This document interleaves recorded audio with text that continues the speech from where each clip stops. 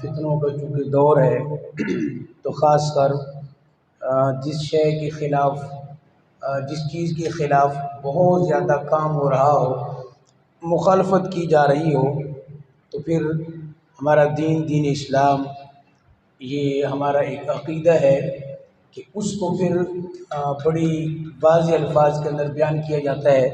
تاکہ لوگ جو انکار کر رہے ہیں تو اس ہستی کا مقام لوگوں تک کے لیے واضح ہو جائے۔ تو آج چونکہ حضور کے صحابہ کرام علیہم رضوان، ان پر طعن و تشنیع، ان کی کردار کشی اور اس طرح کے معاملات ہمارے سامنے ہیں، اس حوالے سے بہت ضروری ہے کہ جو قرآن حضور کے اصحاب کی شان کو بیان کر رہا ہے وہ لوگوں تک ان کی شان کو بیان کیا جائے۔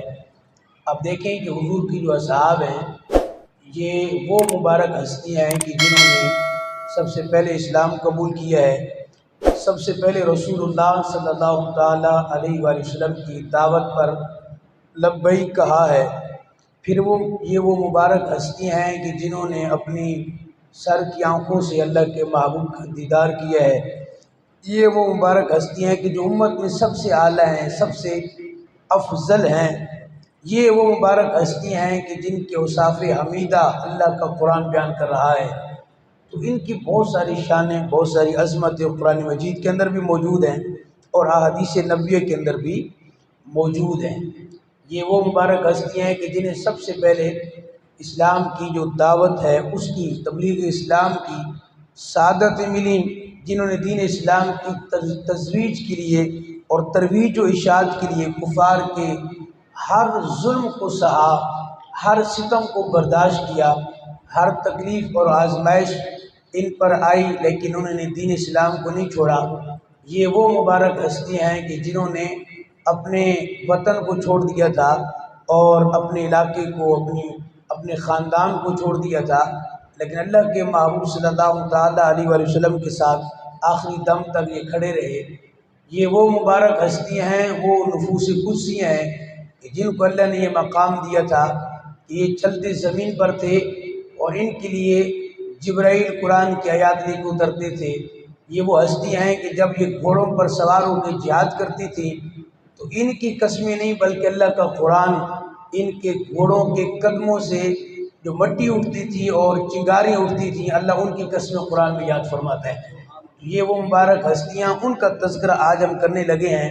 کہ جن کی انتھک محنتوں سے، لازوال قربانیوں سے آج ہمارے پاس قرآن مجید موجود ہے۔ آج ہمارے پاس حضور کی اصل سیرت اصلی حالت کے اندر موجود ہے۔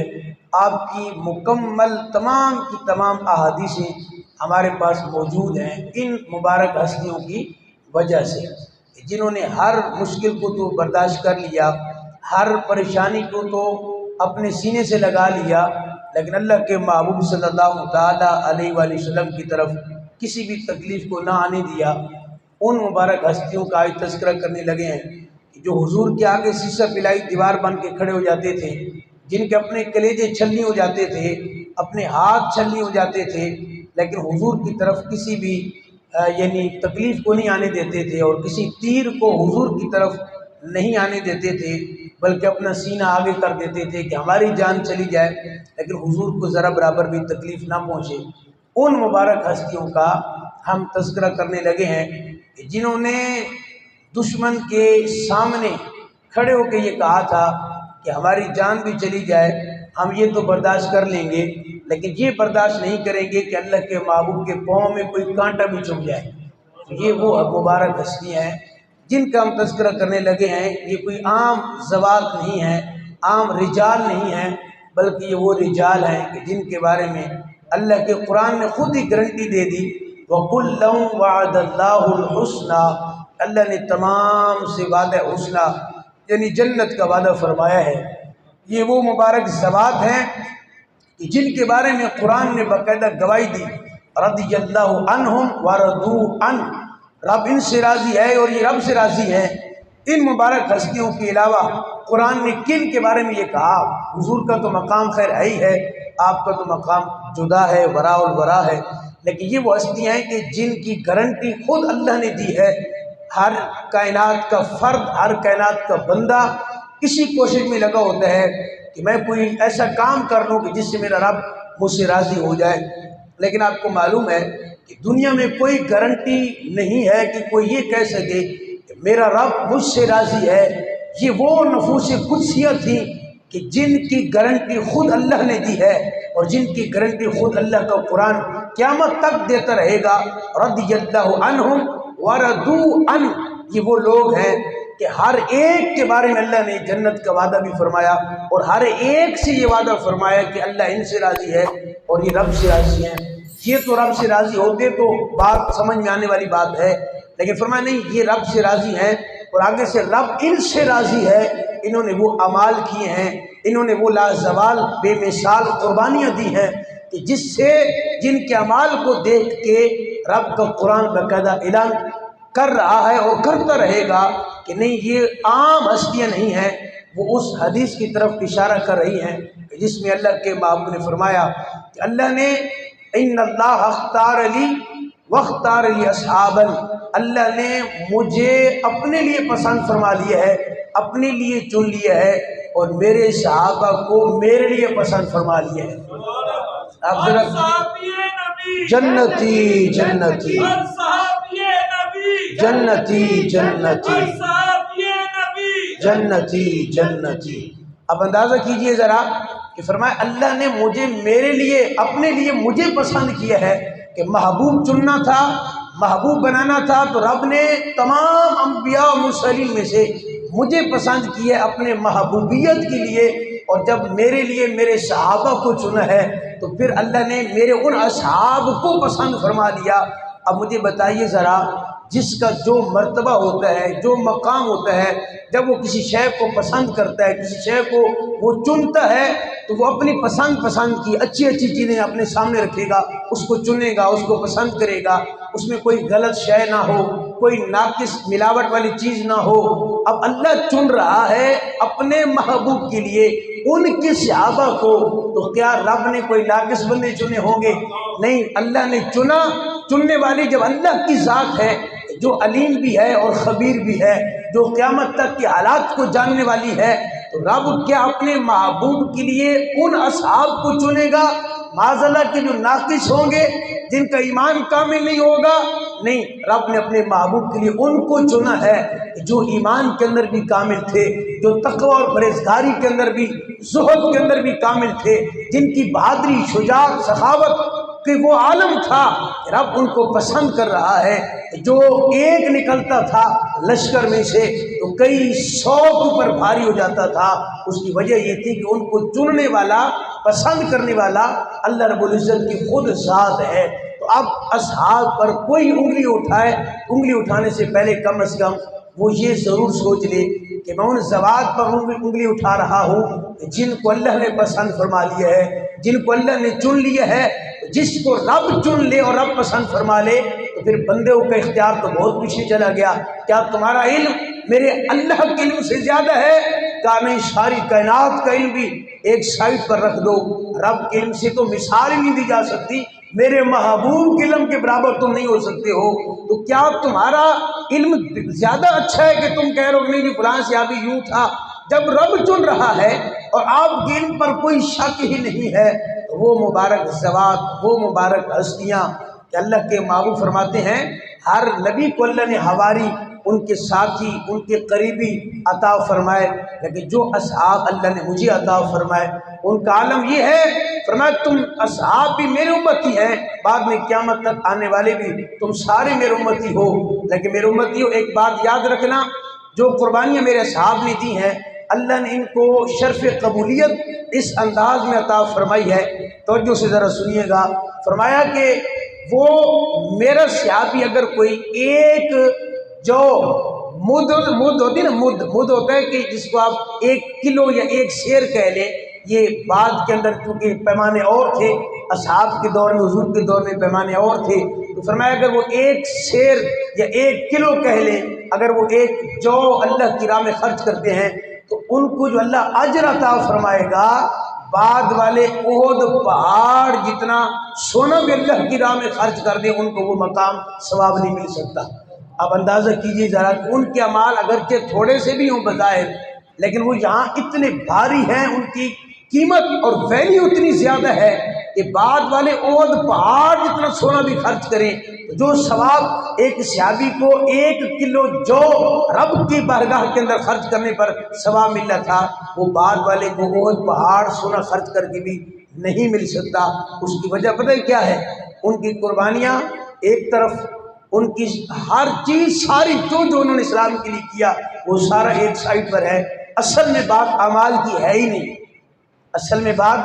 اعمال کی ہے ہی نہیں۔ اعمال تو بعد والے بھی کر سکتے ہیں۔ بڑے بڑے لوگ اصحاب کے بعد آئے، حضور کے زمانے کے بعد،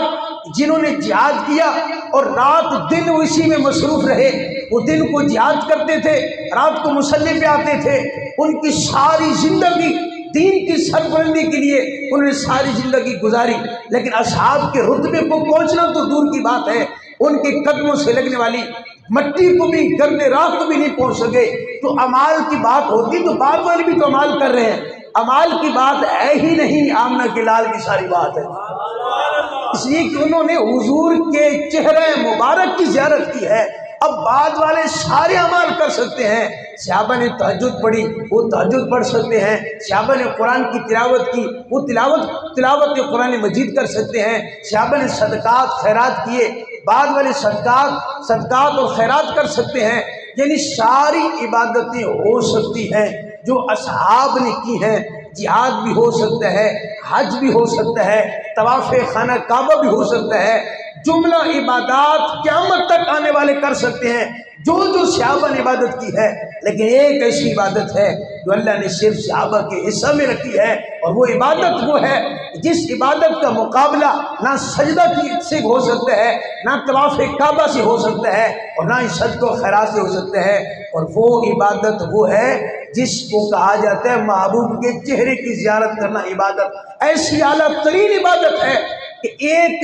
لمحے کی عبادت ایک سائڈ پر رکھ دو، آپ کی ساری زندگی کی عبادت ایک سائڈ پر رکھ دے۔ جس نے ایمان کی حالت میں حضور کے چہرہ کی ایک مرتبہ زیارت کی ہے وہ اس مقام پہ پہنچ گیا ہے۔ ایک بات میں عرض کر دوں، آپ کو معلوم ہے ایک صحابی تھے،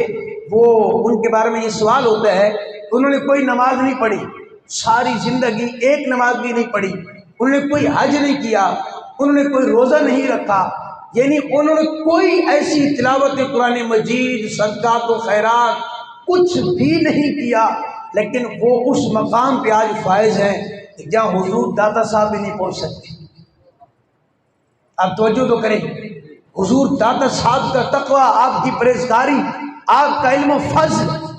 کتنا بلند مقام رکھتے ہیں حضرت داتا، حضور داتا صاحب، لیکن اس صحابی کی گرد راہ کو بھی بعد میں نہیں پہنچ سکتے، حالانکہ اس نے تو ایک نماز بھی نہیں پڑھی ہے، ایک روزہ بھی نہیں رکھا ہے، ایک حج اور ایک عمرہ تک نہیں کیا۔ کہا انہوں نے اس لیے کہ چونکہ وہ ایک اور کافر والی سائڈ سے آئے تھے، اور جب آئے جنگ کرنے کے لیے تو عین جنگ کی حالت میں ان کی نظر پڑی اللہ کے محبوب پر، انہوں نے ادھر ہی اسلام قبول کیا، اس لشکر کو چھوڑا، حضور والی سائڈ پر آئے، انہوں نے ادھر جہاد کیا، وہاں پر ہی شہید ہو گئے۔ نہ کوئی نماز ہے، نہ کوئی روزہ ہے، نہ کوئی اور عبادت ہے، لیکن صرف یہاں پہ عبادت ہی ہے، انہوں نے حضور کے چہرہ کی زیارت کی ہے۔ اب نماز تو ہے نہیں، روزہ تو ہے نہیں، حج تو ہے نہیں، تلاوت قرآن تو ہے نہیں، لیکن مقام داتا صاحب سے بھی زیادہ ہے، حضور غوث پاک سے بھی زیادہ ہے۔ تو پتہ چلا اعمال کی وجہ سے ان کو مقام نہیں ملا تھا، آمنہ کے لال کی وجہ سے ان کو مقام ملا تھا۔ یہ اللہ کے محبوب کے اصحاب، ان کو رب نے چنا ہے، رب نے پسند کیا ہے، ان کو مقام اور شرف سے نوازا ہے۔ بعد والے کیا اعتراض کر سکتے ہیں، بعد والے کیا بات کر سکتے ہیں؟ یہ ایک لمحے کی زیارت کا ثواب ایک صحابی کو مل رہا ہے۔ آپ مجھے بتائیے ذرا، اسی کو ذرا تھوڑا سا اوپر لے جائیں، جس نے ایک لمحے زیارت کی ہو، غوث پاک وہاں مقام تک نہ پہنچ پائے، اور داتا صاحب ان کے مقام تک نہ پہنچ پائے، اور زیارت ہے ایک لمحے کی، اور جس نے ساری زندگی وہ لڑکپن سے لے کے آگے جوانی اور بڑھاپے تک،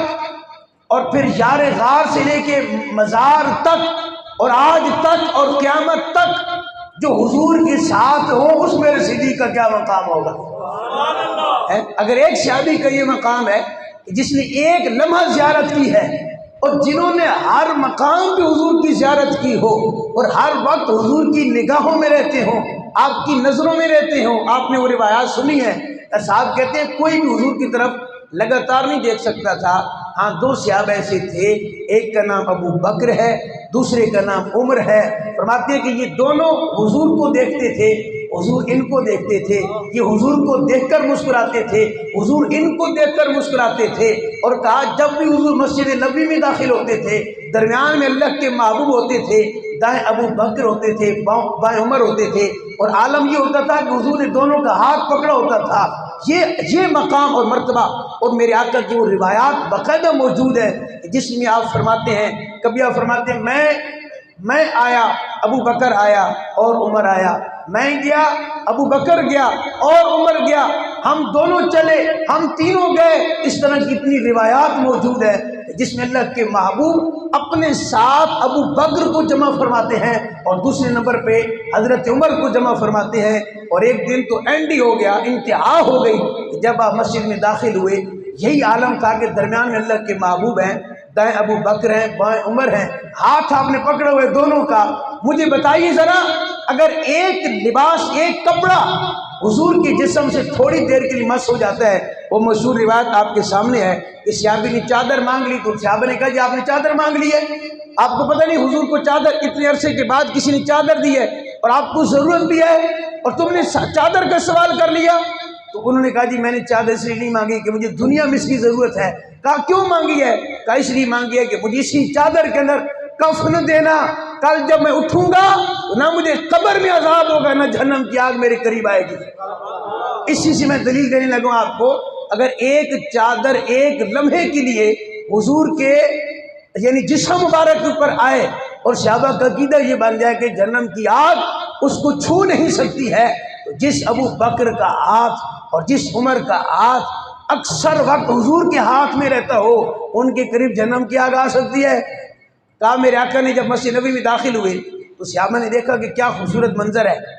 حضور درمیان میں ہے اور دائیں ابو بکر ہے، بائیں عمر ہے، اتنا پیارا منظر۔ تو میرے آقا نے اس موقع بھی فرمایا، صحیح روایت ہے، اور میرے صحابہ ایک منظر تم آج دیکھ رہے ہو اور ایک منظر تم پھر یہی قیامت میں دیکھو گے۔ اور پھر آپ نے باقاعدہ الفاظ آپ کے یہ تھے کہ ہاکذا نبعث یوم القیامہ، جس طرح آج مسجد نبوی میں ہم تینوں آئے ہیں، درمیان میں میں ہوں، دائیں ابو بکر ہے، بائیں عمر ہے، کل محشر کے میدان میں ہم تینوں قبروں سے اکٹھے نکلیں گے، عالم یہی ہوگا، درمیان میں اور دائیں سائڈ پہ ابو بکر ہوگا، بائیں عمر ہوگا، ہم تینوں اکٹھے محشر کے میدان میں آئیں گے۔ یہ اصحاب کا مقام ہے۔ آج پتہ نہیں لوگ کہاں سے روایات پڑھتے ہیں، تو خدا کے لیے توجہ کیجیے ذرا، اصحاب کے مقام کو سمجھیے۔